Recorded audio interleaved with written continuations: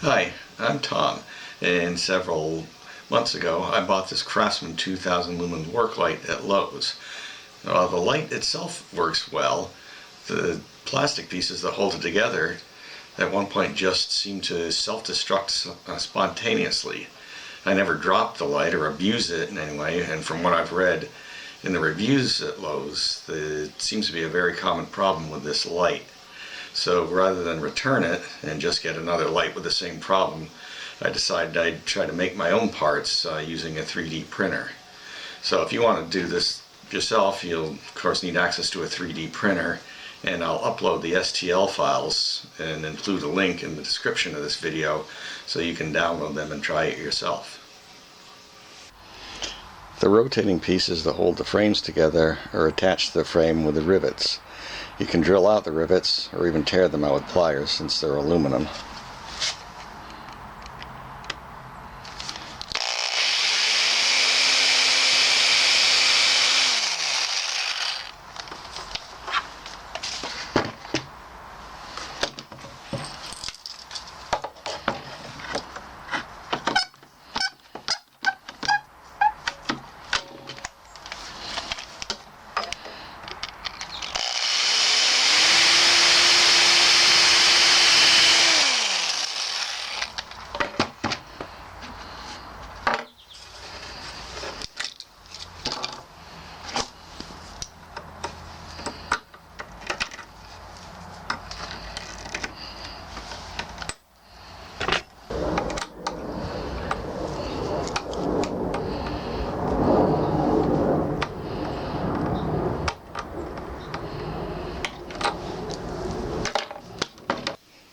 When you're finished removing all the broken pieces, you'll end up with the work light itself and two bare metal frames,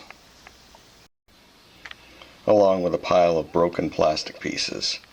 The two 5/32 inch or 4mm Allen head cap screws that held the light to the frame you can reuse when you're reassembling. These are the biggest pieces that you'll make. They hold the two pieces of frame together, and as you can see there are these 14 kind of triangular teeth that'll mesh, and then you can use that to adjust the position of the frame, either to lay flat or to stand up. This is what they look like in Windows 3D Builder.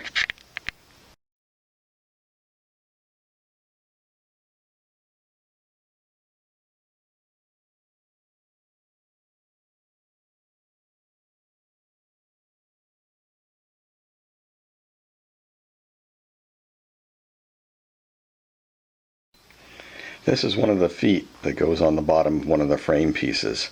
It's pretty much identical to the original piece, and this is what it looks like in Windows 3D Builder.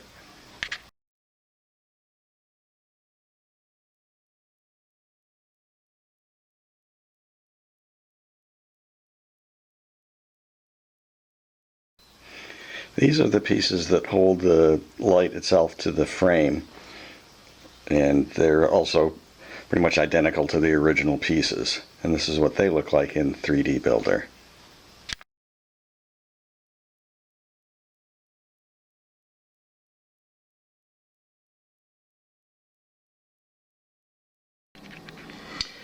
I'm using an Anycubic photon printer in this Ceratec resin. It's described as being ABS-like plastic, which is supposed to be more durable. But if any piece breaks, it's easy enough to print a new one.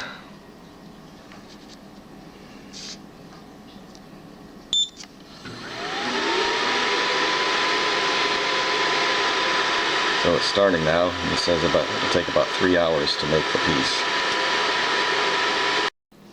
Removing it from the build plate can be a bit of work just because of the large amount of surface area that's contacted with it. I didn't want to use like a putty knife to pry it off, just because I think it would really gouge the metal of the build plate.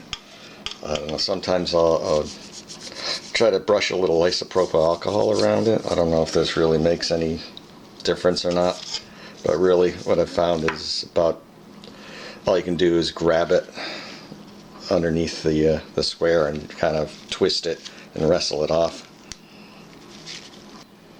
I've broken off the two supports underneath the square opening. Now I should be able to get a better grip on it.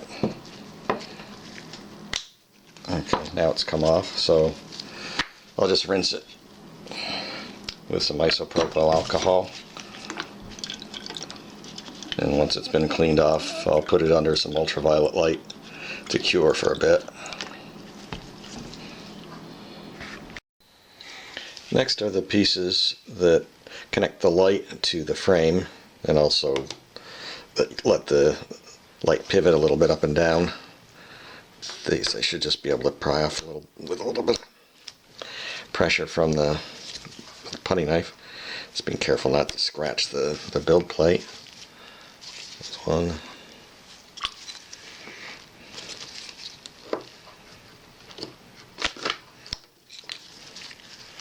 Two.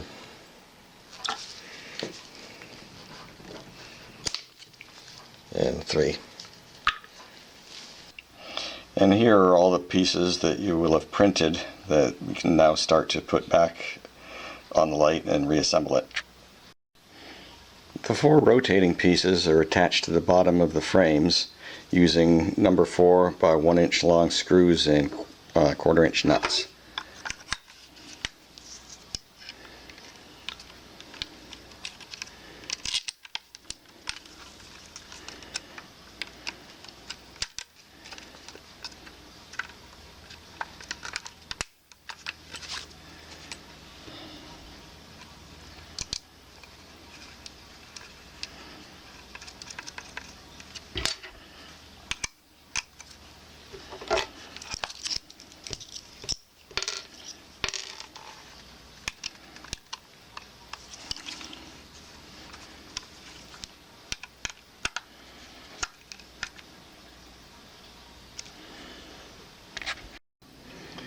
On each of the frame pieces, you should orient the rotating pieces so they're pointing the same way. And you can see there's like this triangular detail that actually locks the light in different positions. So hold the pieces together so they go together like that. And then they're all held together by these 1/4 inch by 2 inch long bolts. Oops.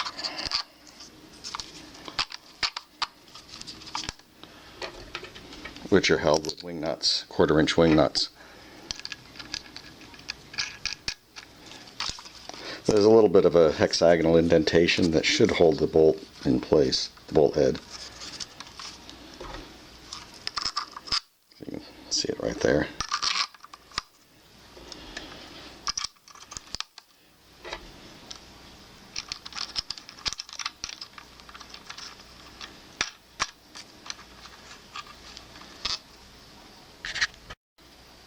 The little cubic shaped feet that go on the other end of the smaller piece of frame that doesn't have the handle on it should just push on. It should be a snug fit.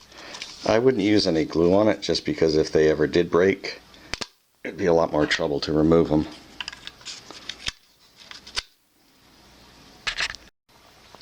And finally, attach the light itself to the frame using these round pieces with the holes where the original Allen cap screws are going to go through. You can see they have two different size holes in them. One's a little wider. The wider one goes on the outside.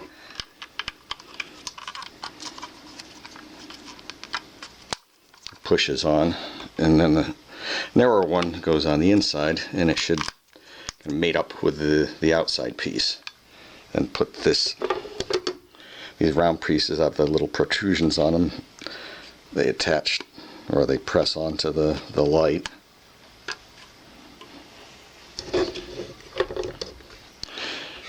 And then the original 4mm or 5/32 Allen screws go through and screw into the receptacle on the light. Just then do it again on the other side. When you finish tightening the Allen screws that hold the light to the frame, you're done. You can still, it shouldn't be too tight, just so you can rotate the light a bit in the frame. And then if you want to change the angle of the two frame pieces, just loosen the wing nuts a little bit and then You can just rotate it to a new position.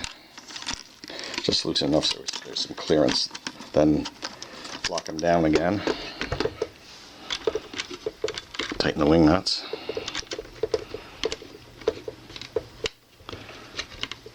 And that's it.